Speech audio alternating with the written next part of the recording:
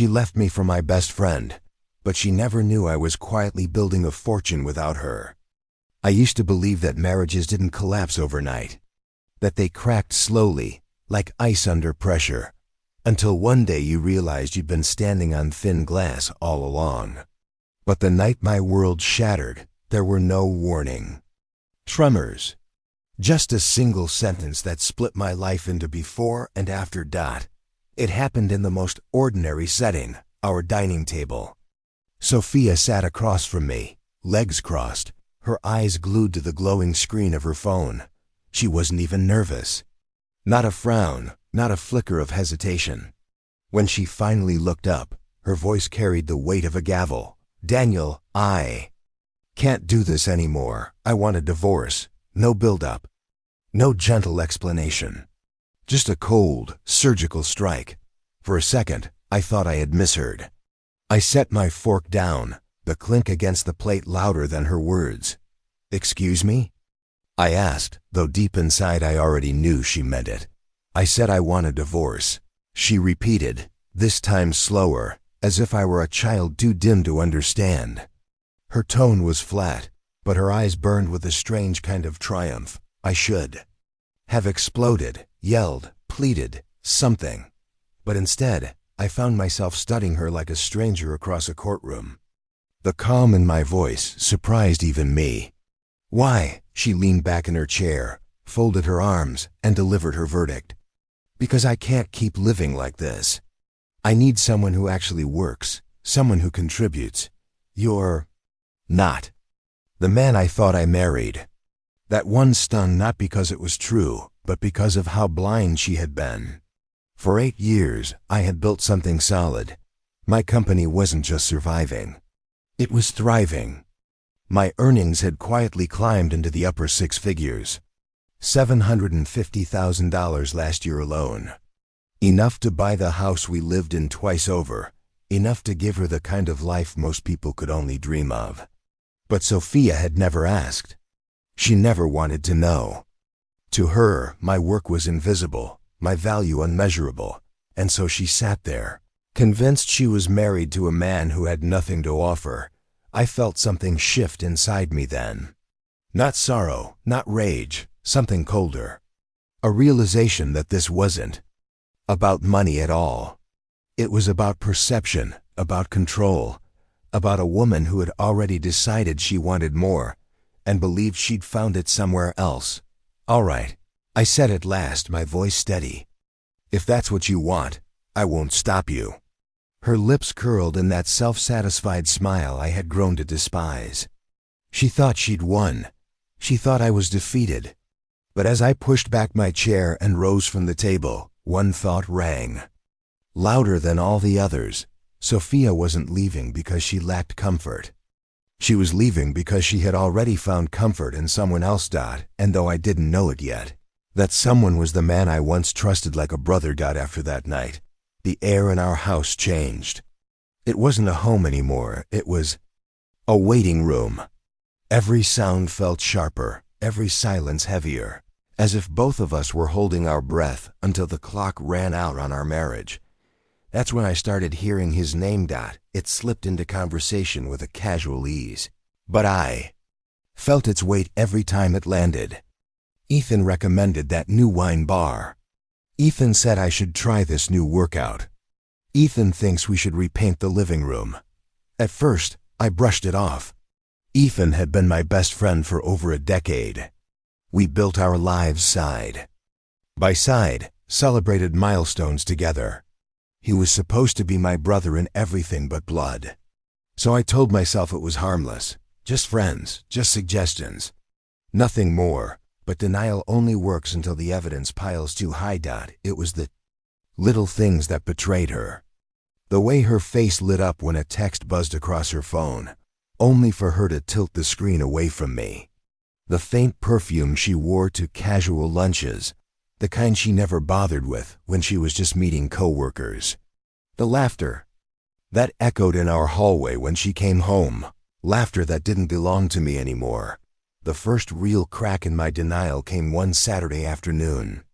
She walked in from lunch with Ethan, her cheeks flushed, her eyes sparkling with a brightness I hadn't seen directed at me in years. I asked what was so funny. She waved me off, almost irritated. "It's just something Ethan said." "You wouldn't get it." I wouldn't get it. Those 3 words cut deeper than "I want a divorce."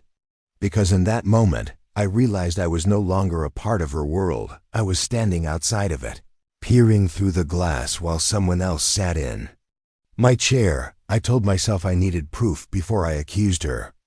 But proof was everywhere if I was willing to look. Texts she locked the second I walked into the room. New dresses hanging in her closet, worn only on nights she had plans with friends. And always the name Ethan lingering in the background like a ghost I couldn't banish. I remember lying awake at night, listening to her typing on her phone in the dark. Her laughter, soft and secretive, would drift across the bed. I wanted to roll over, to demand answers. But what good would it do? She'd deny it. She'd call me paranoid, accuse me of overthinking. That word, the favorite weapon of the guilty. overthinking. So I stayed silent. I let her believe I was too blind, too wrapped up in my own work to notice. I wore the mask of the oblivious husband, because patience is often sharper than confrontation. If she thought she had the upper hand, I would let her enjoy the illusion. Inside, I was already preparing, taking mental notes, filing away each careless mistake she made. Every smirk, every whispered name, every late-night text, they weren't just betrayals. They were ammunition. What I didn't know then was that the quiet war I waged within myself would soon spill into the open. Because one evening, Ethan himself walked through my front door uninvited, grinning as if nothing had changed. And that was when the game truly began. The night Ethan showed up, I was packing a suitcase in silence. Just a few essentials, nothing permanent. Sophia had made it clear she wanted me gone, and I wasn't about to give her the satisfaction of watching me argue. The zipper on the suitcase had barely closed when the doorbell rang. I wasn't expecting anyone. When I opened the door, there he was, Ethan, my best friend, my so-called brother. He strolled inside without waiting for permission, his smile wide, his posture relaxed, as though he still belonged in my home. "Daniel, my man," he said, clapping me on the shoulder like old times. "Heard you're moving out. Thought I'd swing by, see if you needed a hand." I stood frozen for a moment, studying his face. He wasn't just confident. He was glowing. The kind of glow a man carries when he thinks he's won. "I don't need help," I said, my tone sharper than I intended, but he lingered, leaning casually against the wall, his eyes roaming the house as though he were already measuring it. For himself. "Tough times, huh? But you'll bounce back. Things happen. Things happen." He said it with a shrug, as if my marriage collapsing, my trust being burned to ash, was nothing more than a flat tire on the side of the road. I took a step closer, forcing him to meet my eyes. "Yes, Ethan, things do happen. And sometimes they come back to bite you." For the first time, his grin faltered. Just a flicker, but I caught it. I could have confronted him right then. I could have thrown every suspicion, every shred of evidence in his face. But I didn't, because confrontation is a gift, and neither of them deserved it. Confrontation gives the guilty a chance to justify, to twist, to lie. I wasn't going to hand them that weapon. So I turned away, picked up my suitcase, and walked past him. My silence pressed heavier than any accusation. "You've always been a cool guy, Daniel," he muttered awkwardly, trying to fill the void. "No hard feelings, right?" I didn't answer. I didn't even look at him. Silence was my answer, and it rattled him more than anger ever could. That night, as I lay on the bed that would soon no longer be mine, I replayed his smirk, his casual tone, the way he spoke like a man staking his claim. It confirmed what I already knew. Ethan wasn't just a friend who crossed a line. He was the replacement. The man Sophia had chosen before she ever asked for divorce papers, but I wasn't going to fight him. Not yet, because a fight would give them closure. A fight would make me look desperate. And desperation was exactly what they expected. No, I would give them something else: patience. Let them believe they had won. Let them bask in their illusion of victory. While they celebrated, I would be planning. And when the time came, I wouldn't need to confront them at all. I would let the truth do the talking. The courthouse smelled like old paper and stale coffee, the kind of place where lives get dissected into contracts and signatures. When I walked in, Sophia was already there, sitting upright with that familiar smirk tugging at her lips. She had dressed as if this were a victory parade rather than the burial of our marriage-tailored dress, polished heels, and a confidence that reeked of arrogance. And just outside the courtroom doors, I spotted Ethan. He didn't dare step inside, but his presence was enough. He leaned against the wall, pretending to scroll through his phone, though I could feel his eyes on me. A shadow waiting to take my place. When Sophia looked up and met my gaze, her words were rehearsed, sharp as glass. "Let's not drag this out, Daniel. The faster we finish, the better for both of us." I nodded. Agreed. She blinked, caught off guard. She had expected resistance, maybe even begging. But I gave her nothing. The lawyer slid the papers across the table. Sophia wanted the house. She wanted the furniture. She wanted a portion of what she believed was my modest savings. Her pen hovered, waiting for me to fight. But I simply picked up mine, signed where I needed to, and pushed the documents back without hesitation. "You're okay with all this?" she asked finally, her voice betraying a hint of disbelief. "Why wouldn't I be?" I replied evenly. "It's just stuff. Sophia, you can have it." For a moment, I saw her mask slip. Confusion flickered in her eyes, quickly replaced by smug satisfaction. She thought my calm meant defeat. She thought she had stripped me bare. What she didn't know, and what I had no intention of telling her, was that the house wasn't mine. To begin with, it was a rental, a stepping stone I had used when my company was just getting off the ground. And the bank account she thought she was cutting into? It held little more than pocket change compared to the investments, the offshore accounts, the growing empire she had never bothered to ask about. Let her take the hollow prize. The real wealth was untouchable, hidden in plain sight, protected by her ignorance. When the final signature was laid down, Sophia leaned back in her chair with a smile of triumph. "Well, I'm glad we could handle this like adults," she said, her tone patronizing. I met her gaze, biting back a laugh. Handle this like adults?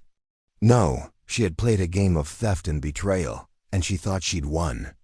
But in reality, she had just traded a king's fortune for a rented house and a pile of furniture she could never afford to keep. A week later, I carried the last of my belongings out the door. I left her everything she'd demanded: every table, every painting, every little thing she had convinced herself mattered. She could decorate her fantasy life with trophies of victory. But trophies can't pay bills, and illusions don't last. As I pulled away from the driveway, I glanced once at the house. Ethan was there already, unloading boxes, puffed up like a man who thought he had conquered something grand. Sophia stood beside him, smiling, radiant, proud. I didn't feel anger. I didn't even feel sorrow. What I felt was clarity. They believed they had buried me, but all they had done was hand me the shovel to bury them instead, because this wasn't the end of a marriage. This was the beginning of their downfall. Sophia and Ethan didn't waste a second stepping into the life they thought they'd stolen. Within days of the divorce, they moved into the house as if it had always been theirs. The curtains I had chosen, the furniture I had paid for, even the wine glasses from our wedding registry, suddenly, they were trophies of their so-called victory. From the outside, it looked like a fairy tale. They threw their first dinner party within a week, parading guests through the rooms I had once called my own. I saw the photos online later, Sophia glowing in a cocktail dress, Ethan laughing too loudly with a glass of champagne in hand. They Wanted the world to see how radiant, how unstoppable, how perfect their love was. But perfection is a fragile mask. The first cracks appeared quietly. A friend of mine who attended one of those parties told me how the electricity cut out halfway through the evening.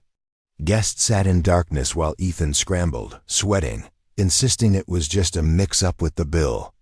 No one believed him. Then came the whispers.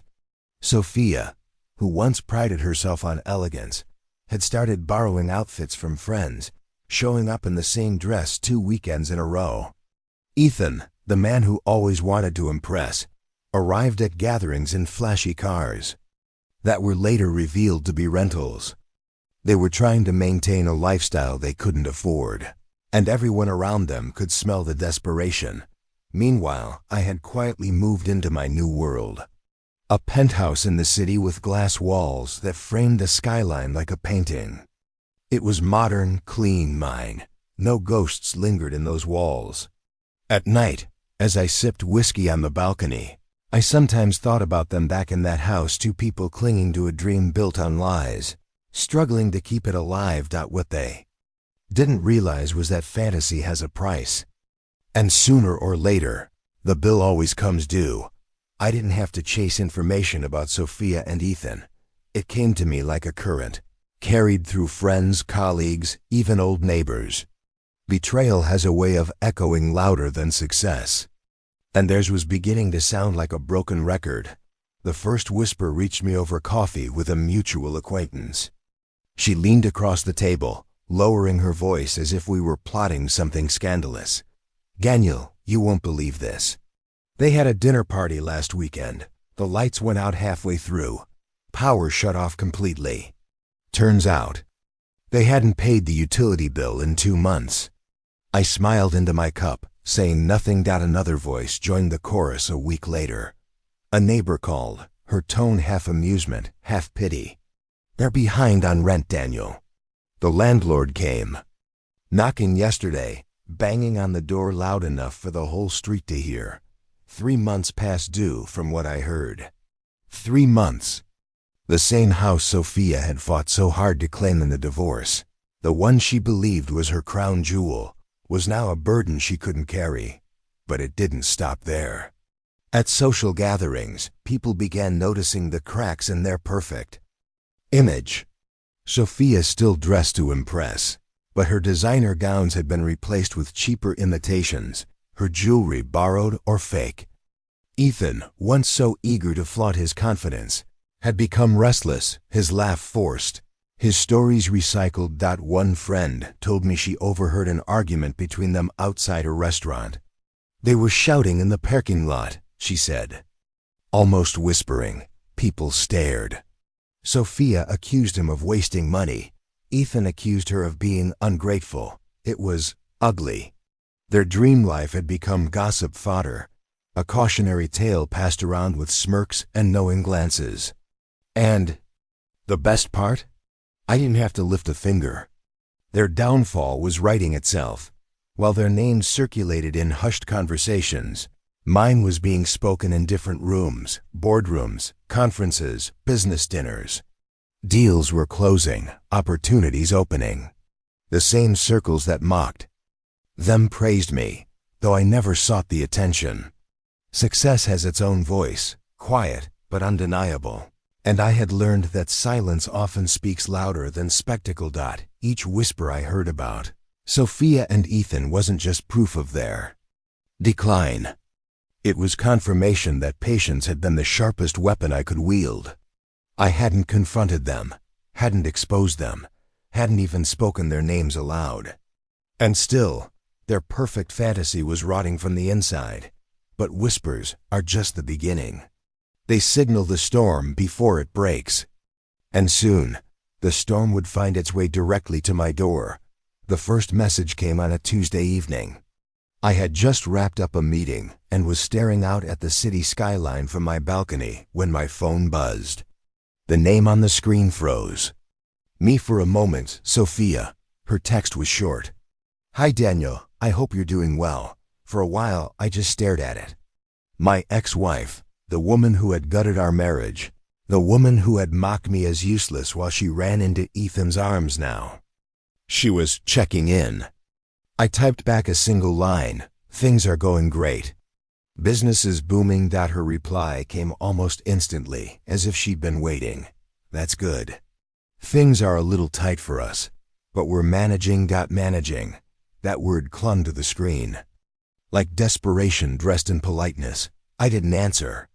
I didn't need to, but the messages kept coming. A few days later, "Daniel, just wondering if we could catch up sometime. It'd be nice to talk." Another week. "I know things ended badly, but I could really use a friend right now. A friend." She wanted to reduce me to a safety net, a backup plan, after throwing me away. I ignored most of them, replying once or twice with clipped politeness, giving her nothing to hold on to. And the less I gave, the more desperate she became. Then the calls began. At first, I let them ring out, her name lighting up my screen like a ghost I refused to answer.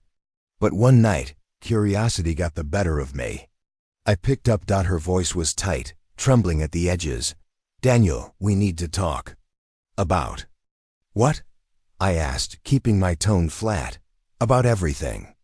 About Brian, about us. Us." I almost laughed. "Sophia, there is no us. That ended the day you handed me those divorce papers. What's this really about?" She hesitated, and for a moment, the facade cracked. "We're struggling. Daniel, things haven't been easy. I thought maybe you could help. Just a little loan, until we get back on our feet." A loan. From the man she'd abandoned. From the husband she had humiliated. I let the silence stretch until she began to fidget on the line. Finally I said, "You left me because you thought I wasn't good enough, that I didn't work hard enough. Now you want me to fix the mess you chose? Not a chance." Her tone sharpened. "You don't have to be cruel." "I'm not being cruel," I replied. "I'm being honest. You wanted freedom, Sophia. Enjoy it." And I hung up. It didn't stop there. She started showing up in person. Once she appeared outside my office, eyes red, hair unkempt, clutching her purse like it was the last thing she owned. She slipped past my assistant, stormed into my office, and begged, "Daniel, please, we're drowning. Just help us this once. I know I hurt you, but you don't have to watch me suffer." I leaned back in my chair, folded my arms, and let her speak. Then calmly I said, "Desperation doesn't erase betrayal. You chose Ethan. You chose this life. Now live with it." Her face fell. Anger, shame, and something like regret all collided in her expression. And then she left for weeks. The cycle continued: messages, calls, appearances, each one more frantic than the last. But the more she begged, the calmer I became. Because I had finally realized something. Revenge doesn't always require action. Sometimes the sweetest revenge is silence, the kind that forces the guilty to hear their own downfall echo back at them. But Sophia wasn't the only one who came crawling. Soon, Ethan himself would step out of the shadows. And that encounter would strip the last pieces of their dignity away. It was almost poetic, the way karma chose its moment. I had ignored Sophia's calls for weeks, shut down her pleas at my office, and thought perhaps the noise had finally died down. But then Ethan appeared, my former best friend, the man who thought he had stolen both my wife and my life. He didn't come swaggering this time. He looked smaller somehow, shoulders hunched, jaw tight, eyes restless. He waited in the lobby of my building, shifting his weight from one foot to the other like a man standing on broken glass. When I stepped out of the elevator, he tried to smile. "Daniel, hey man, can we talk?" "Just 5 minutes." I said nothing, just let him into a side room near the lobby. I wanted to hear what rock bottom sounded like. He started with excuses. "Listen, I know things got messy. Mistakes were made, okay? But Sophia and I, we're in a rough spot. She said you wouldn't help, but I thought maybe man to man." "To man?" I cut him off, my voice low. You mean the way you stood by me for years, then slid into my marriage behind my back? That kind of man-to-man? He flinched, but pushed forward. We just need a loan, something small. I'll pay you back. You know I would. I almost laughed. Ethan, the man who had never paid back anything in his life, was standing here begging for a handout. His suit was wrinkled, his watch cheap. His confidence gone. No, I said simply. You made your bed, Ethan. Lie in it. His jaw tightened, his fists clenched. You don't have to be an ass about it. I stepped closer until he had no choice but to look me in the eye. You don't get to lecture me on cruelty. You betrayed me, Ethan. You betrayed a brother. And now you want me to save you? You're not just a liar, you're a fool. For a moment, I thought he might swing at me. But then his shoulders sagged. He muttered something under his breath and walked out, leaving the stench of desperation. Behind him, I thought that was the end of it until a week later, I got another call. Not from Ethan, from a friend of mine who couldn't wait to spill the news.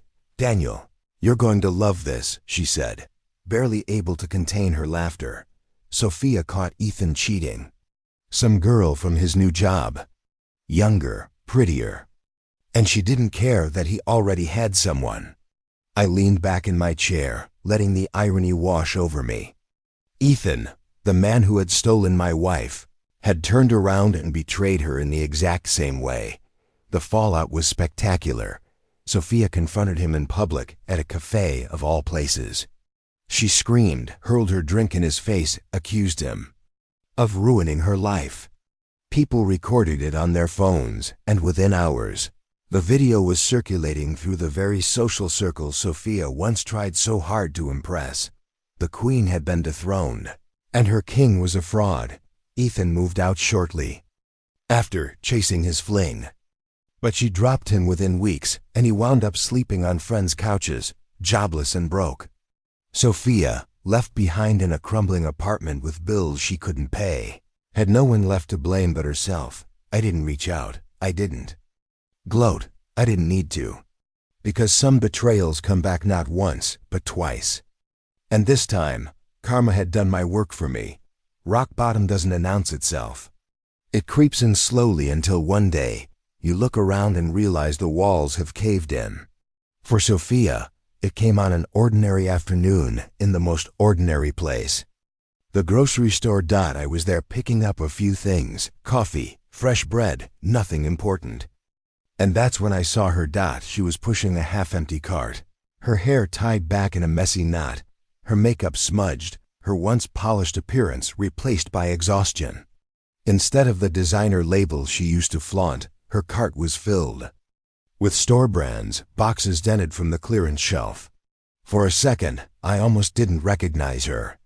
This wasn't the Sophia who had paraded around in cocktail dresses and diamond earrings. This was someone else entirely, someone stripped bare. She noticed me before I spoke. Her eyes widened, and for just a moment, I saw the flicker of who she used to be. Then it vanished, replaced by shame. Daniel, she said softly, her voice carrying none of the arrogance it once had. I gave her a polite nod. Sophia. We stood there in the aisle, surrounded by fluorescent lights and strangers passing by. She opened her mouth as if to explain, but no words came. Her lips trembled, her eyes darted away. I hope you're doing well, I said finally, keeping my tone calm, neutral. She nodded too quickly, muttered, "You too," and pushed her cart past me without another word. I watched her go.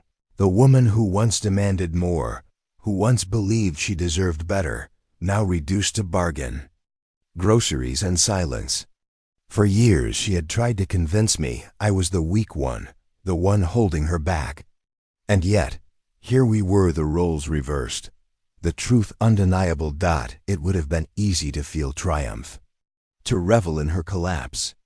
But what I felt was something more complicated. Satisfaction, yes, but also pity. Because no matter how much she had hurt me, this wasn't the life she thought she was fighting for. This was the prison she had built with her own hands. That night, I sat on my balcony, city lights stretching out beneath me, and thought about what I'd seen. Sophia had fallen as far as she could go.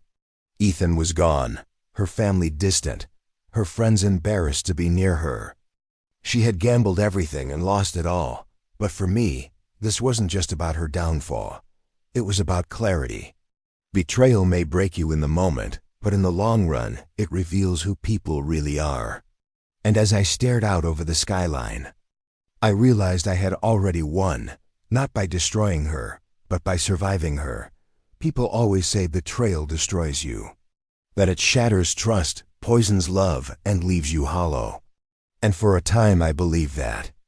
The night Sophia asked for a divorce, the night Ethan walked into my house like he owned it, I thought I'd been broken beyond repair. But sitting here now looking back, I realized betrayal didn't destroy me. It revealed me. It showed me the limits of my patience, the strength of my silence, the power of walking away without ever looking back. It forced me to stop defining myself by someone else's validation and start building a life that was entirely my own. I think about Sophia sometimes, not with longing, not with hatred, but with a kind of distant pity.